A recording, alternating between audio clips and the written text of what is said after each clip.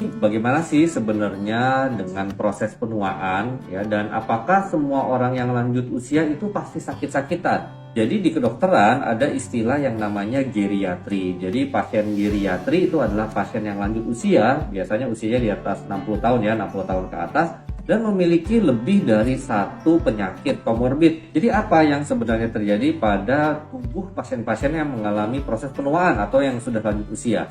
Ada dua kata kunci ya sebenarnya. Nomor satu itu adalah senescence, di mana sel-sel tubuh mengalami kemampuan untuk membelah atau berkembang ya, sehingga akhirnya ya makin berkembang itu lama-lama ya bisa menimbulkan kematian ujungnya ya. Kalau enggak, manusia mah panjang umur terus dong. Nomor dua adalah adanya homeostenosis, atau yang bisa kita bilang tuh cadangan ya, cadangan fungsi-fungsi organ gitu kan. Kalau kita sakit kan kita kondisi drop sesaat, habis itu organ-organ tubuh kembali normal lagi. Nah itu tuh cadangan reserve ya, untuk bisa mengembalikan ke keseimbangan tubuh semula atau homeostasis. Itu cadangannya berkurang pada pasien-pasien yang usia lanjut.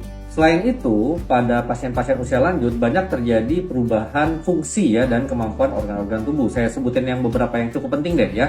Misalnya nih, tekanan darah cenderung memang biasanya agak naik gitu ya. Kemudian kemampuan paru ya untuk membersihkan kuman ya, makanya pasien-pasien usia lanjut ini gampang kena infeksi paru karena refleks batuknya itu berkurang.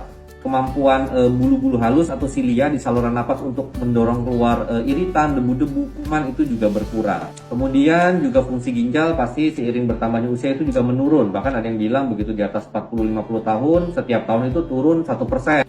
Lalu yang lain lagi ya, untuk gula darah memang biasanya ada mulai muncul toleransi glukosa terganggu, jadi lebih gampang kena diabetes. Rangsangan untuk minum juga berkurang, makanya resiko dehidrasi, kurang cairan pada pasien geriatri. Dan juga otot ya, otot cenderung kecil, apalagi kalau misalnya pasiennya makannya kurang bagus, bergerak aktivitas fisiknya kurang bagus, sehingga bisa jatuh ke kondisi yang namanya frailty atau kerentaan.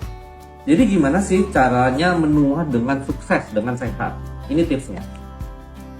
Satu, harus tetap menjaga aktivitas fisik yang baik. Nomor dua, jaga asupan nutrisi. Memang mungkin sudah tidak sebanyak yang waktu masih muda, tapi nutrisi itu harus tetap 4 sehat 5 sempurna. Kemudian adalah kesejahteraan material. Ya memang uang atau harta itu bukan segala-galanya. Tapi kalau misalnya at least itu cukup, tidak kekurangan, itu juga menjamin proses penuaan yang baik. Dan terakhir adalah memperhatikan kondisi psikis ya pasien geriatri atau yang sudah usia lanjut, karena kondisi depresi ya, kecemasan itu sering terjadi pada pasien-pasien yang usia lanjut, dan harus selalu mengupayakan pikiran yang positif, jangan mikir yang negatif-negatif.